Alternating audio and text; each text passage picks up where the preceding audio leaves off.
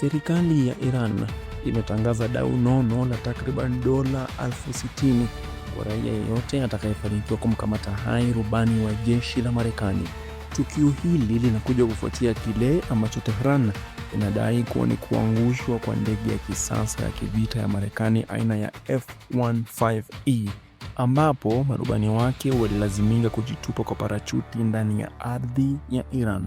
Wakati vikosi vya Marekani vikijaribu kufanya operesheni ya uokoaji na kufanikiwa kumpata rubani mmoja, macho yote sasa yapo kwa rubani wa pili ambaye anasakwa na maelfu ya raia na makabila yenye silaha nchini Iran waliovutiwa na zawadi hiyo.